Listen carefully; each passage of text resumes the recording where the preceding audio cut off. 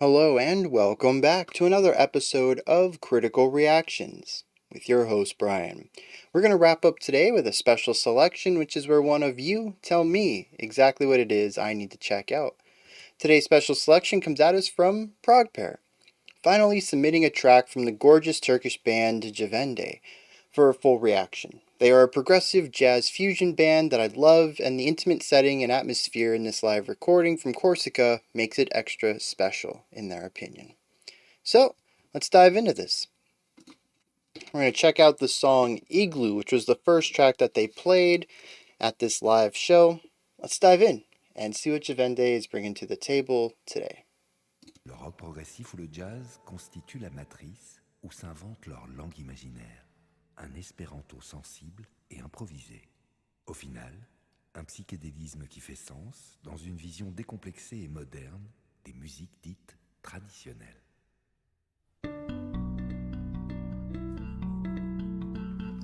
Right off the bat, already starting with something very cool.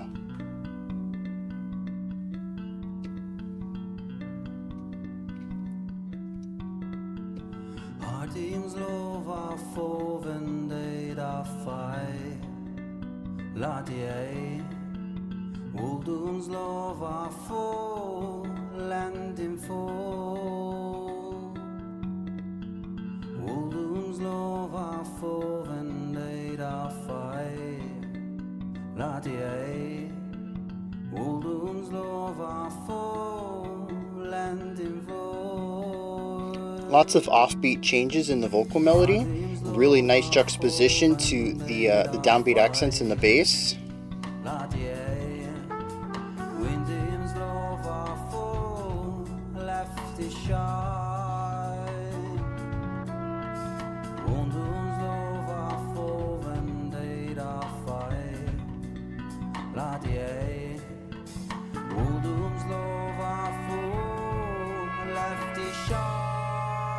Ooh. Leaving a lot of room for resolution there moving into this next section.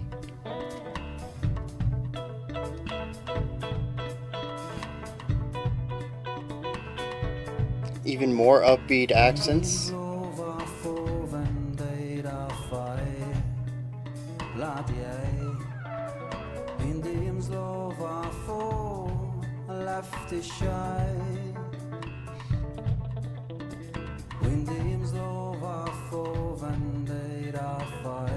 Yeah, we're getting a lot of harmonic information from instruments like the bass, but everything has a plucked percussiveness to it, creating a song that is very rhythmic at its core.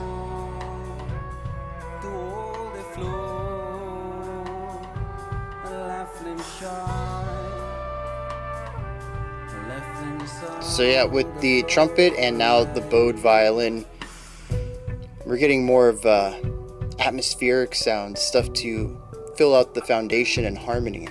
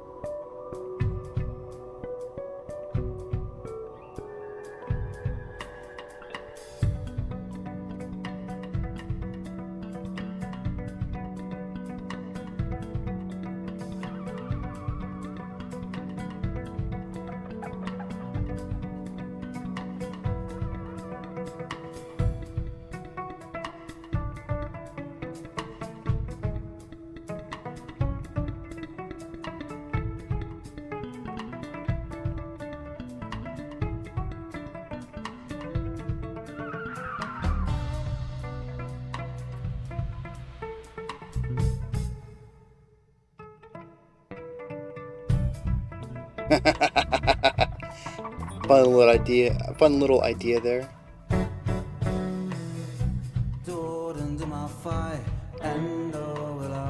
Oh.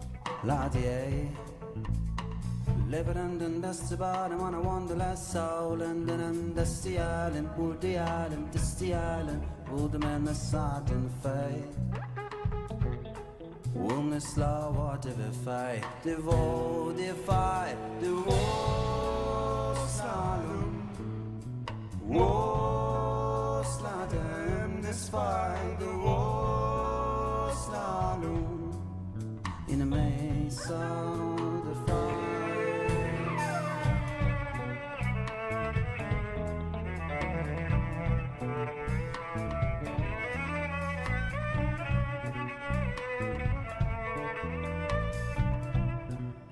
So very much about exploring a space, but I'm curious if this is going to expand into something or if this is just where we're going to be the whole time. Because I feel like it keeps building up into something and then just chooses not to proceed.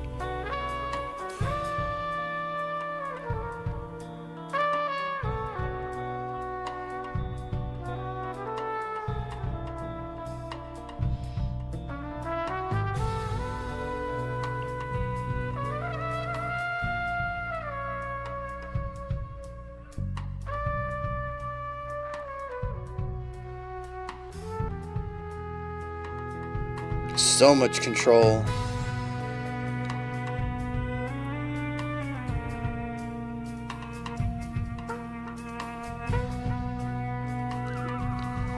Yeah.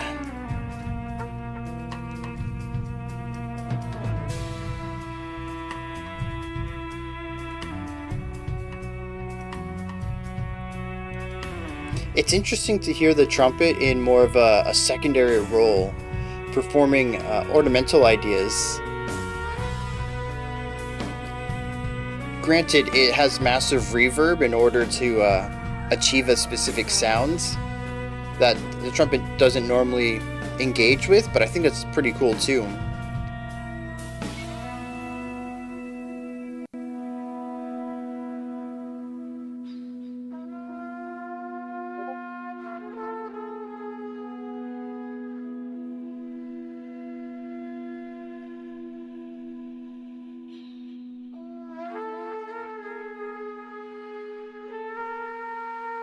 A lot of half valve techniques. Okay.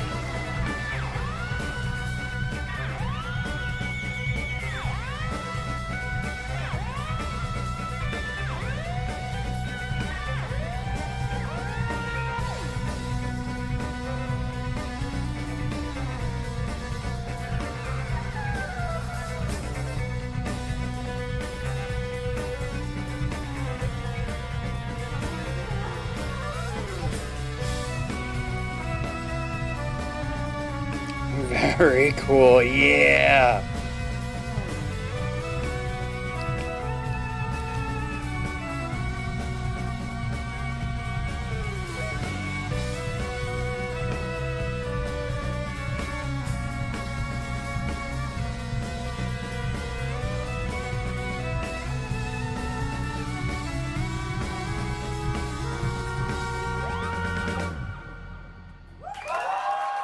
Yeah. Very cool. You know, this is the second time we've had the Ebow on the channel in less than a week, and it makes me want to pick up an Ebow. Granted, I don't have an electric guitar. I sold that a while back, but I still have my bass, and I'm curious if, I assume it works, right? It just vibrates the string. How cool does it sound, though? I gotta go look this up, right? If anybody has videos of people using an Ebow on a bass and it just sounds really sick, yeah, like send that video to me. I'm curious about it. It makes me want to go pick one up. Anyways, yeah, this song, very cool.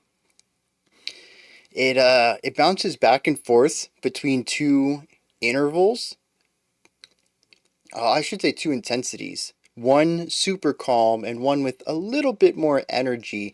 There is this consistent mysteriousness that goes on throughout this track. It's not necessarily eerie, but it does have an element of unfamiliarity to it, where it's this feeling of, what's around the corner. I'm not sure what's going to be over there.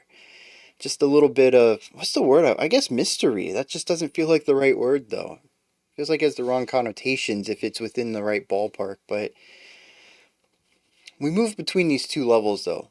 Chill mystery and then like more intense mystery, maybe like a little bit of anxiety with it. Maybe we're about to uncover the mystery and we're getting a little anxious there. And then of course the outro, which is just full on power, cool ideas, full volume, full sound, and the peak of the song. They finally hit that climax. I want to talk about the former too before we get into the outro, primarily because there's some bonkers stuff going on in here. I mean, first of all, we kick it off with that sick bass idea. Now, I don't know what's going on here. The left hand, it looks like he's just playing notes, but the tones that come out sound like harmonics to me, but it looked like he was using full pressure to push the strings down. So I thought maybe it was something about his right hand technique, how he is creating the vibrations in the strings. I don't think I've seen anything like that. It reminds me of slap, which is half of the funky slap pop style of bass playing, just, without the popping part. You're just literally smacking. You're smacking the strings with your thumb, but here he's using his fingers to apply the hit to create the vibration. But I don't know if that would produce the overtone, higher pitched sounds that we're getting out of it, which makes me again think maybe it's a combined idea where he is applying just a hair bit of pressure to get the harmonic sounds while also using this slap adjacent style. I don't know, it was new to me. Sonically, not. I've heard stuff like that, but visually, I've never seen someone play the bass like that. So I have some questions about it. If anyone has answers, please let me know. But very cool rhythmic syncopated idea. Very light, dexterous, bouncy. And then the vocals come in on top of that and give us this soothing melody to go alongside it. Lots of held out notes against the quick movement in the bass. However, another level of juxtaposition is that the vocalist also tends to give preference towards offbeat accents, which is that they will change syllables not on the downbeat. So if you have 1, 2, 3, 4, they'll actually be halfway between them, where we typically count with an and. 1 and 2 and 3 and 4 and that and is where they're going to change their syllable, which gives it a feeling of more bounciness, of being more energetic, more dancey. We actually hear a continuation of this much later on when the drums begin to open up a little bit. The closed hi-hat hit tends to be on the offbeat, just like the vocal changes were in this first verse. I thought that was a nice little detail too. In fact, much of this song consists of laying down very hard downbeats, usually with the bass kick. The bass guitar itself also emphasizes downbeats, and then some instrument giving us these offbeat hits. I think even the violin, when they came in with the plucking, plucked on offbeats. So there's a lot of this juxtaposition between emphasizing this very rooted and grounded downbeat and then the bounciness and freedom of the offbeat. Now, for a majority of the song, right up until the outro, the bass doesn't really change what it's doing. It does have one other, must be finger-picked part, right? Anyways, we get away from the slapping, and we get more of the bass tone to it. The vocals don't really change too much across the majority of this runtime. And so what they are doing here is pretty much what they're going to do for like 70% of this track. I'd like to put the focus over on the other instruments then. The violin, I think, is very cool because it jumps between two modes. One is that it continues on with the rhythmic element that we have at the beginning, where we have the rhythmic pluckiness of the slapped bass, we have the rhythmic juxtaposition within the vocals, doing these offbeat accents, creating more of this rhythmic juxtaposition there, the syncopation of that, and then we have the plucked string on the violin. All of these create a heavily rhythmic and percussive sound to a majority of the opening here, as we bounce back and forth between this more rhythmic, introspective section and then the slightly more fuller bodied part, which we'll get to in a second. The trumpets, or the trumpet, doesn't really do a lot in these moments, but it still leans a little bit more into the percussive side of things, utilizing these short little licks. With the help of the reverb, it sounds bigger and larger and multiplied, but it would be a little idea like doodaloo, and of course that would be repeated doodaloo, doodaloo, doodaloo, doodaloo, kind of fade out in a repeated loop there. But these little ornamental ideas that are creating these, again, percussive rhythmic concepts that are being placed every once in a while against the rest of the general cog work that is going on, where all these different rhythms are falling into place with each other. The drummer is leaning into all of this as well with a very light idea. Usually, I think it was the cross sticking on the snare. I don't remember what pattern that was giving us though. Very light bass work and occasional cymbal work, primarily utilizing the ride cymbal, which I thought was very interesting. Gives us a bit of lightness and levity, but more weight than, say, the closed hi-hat would. And this creates the A section. It is super rhythmic, super light, and very chill, introspective. It creates this air of mystery harmonically, but is primarily focused on the rhythmic dexterity, bounciness, playfulness of the writing. This is juxtaposed with the B section, which is similar but different. Atmospherically, this is also very much driven by this mysteriousness. A little bit more intensity to it, but generally still has that air of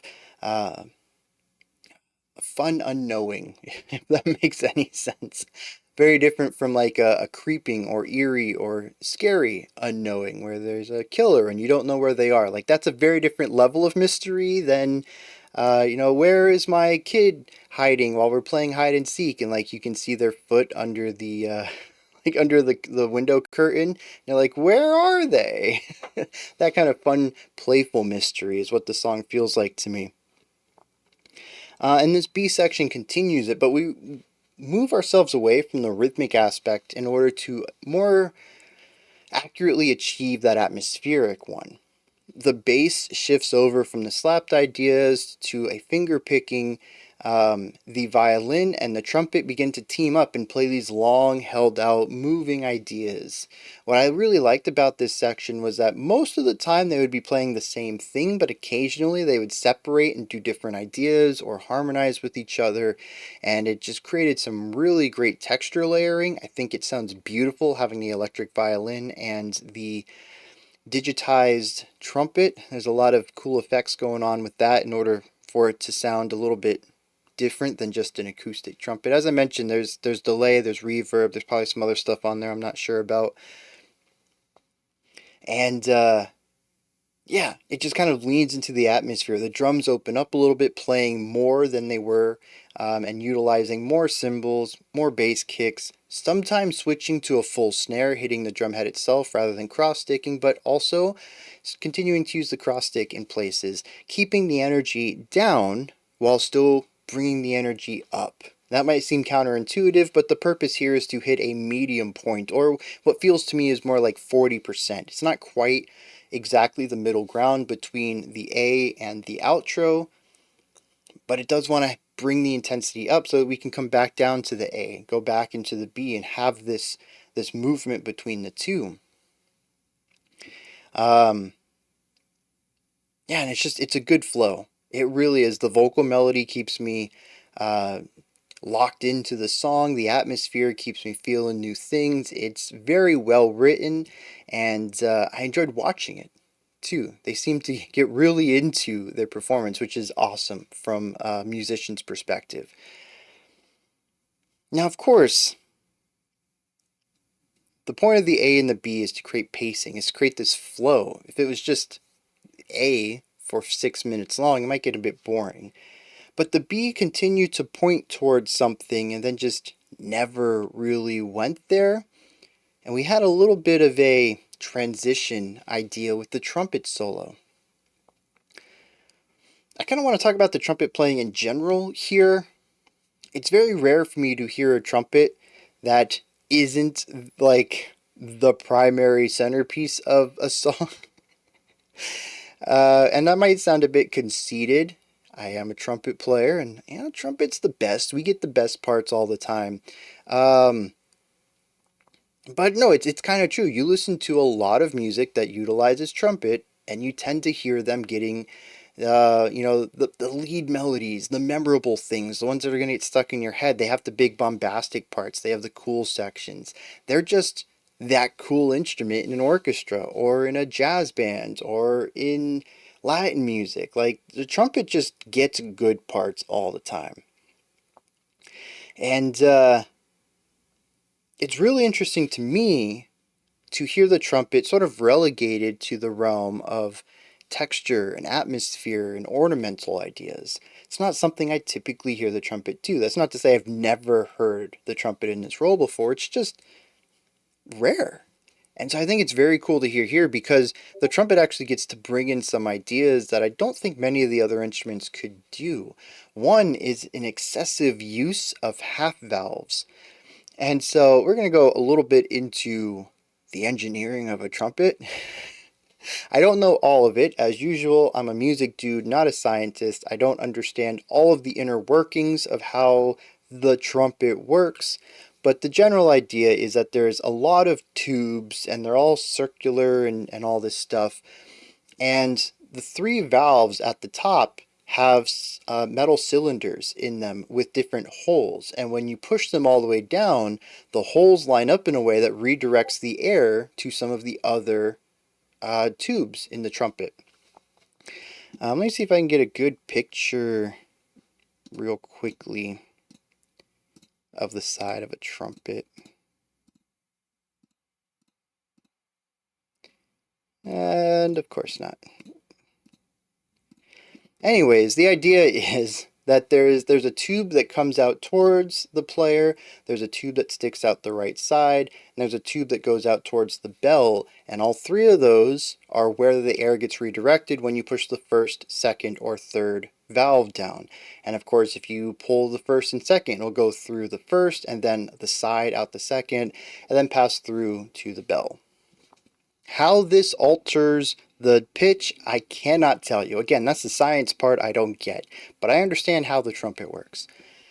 Now, imagine, if you will, that you only push the valve halfway down, and so the air kind of gets blocked. Some of it does make it into the tubing that it was going to direct it towards, and does come out the bell, but the rest, I don't know what happens to it. Maybe some of it seeps its way into the normal route and is excluded from the rest of the tubing. I have no idea, honestly.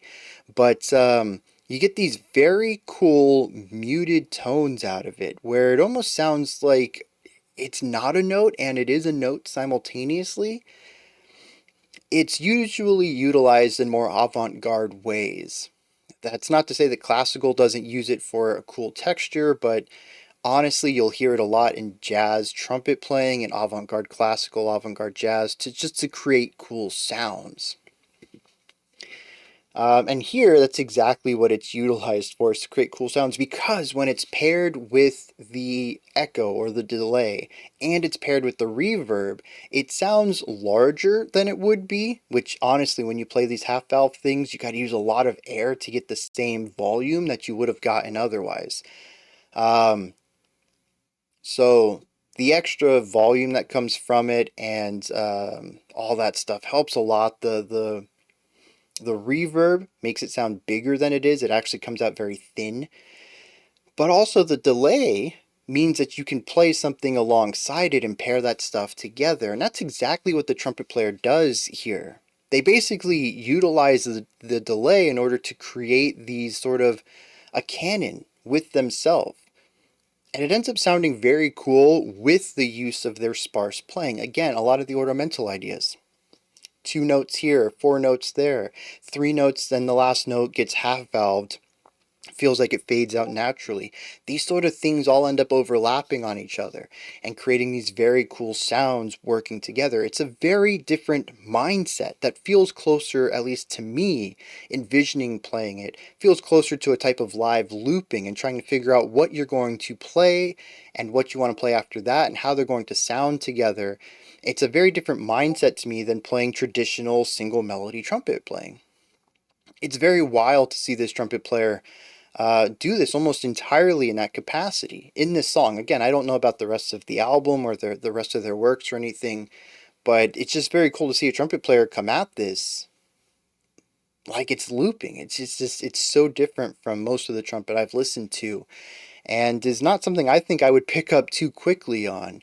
But it's very cool to see done in this capacity. And then we have the trumpet solo leading us into the outro that takes these ideas, utilizes some of that ornamental textural stuff, but also incorporates melody as a layer on top of that. It is very complex what the trumpeter is doing in the end result. As for what the trumpet's playing, yeah, it's just one single line. You memorize what you need to play and you play it.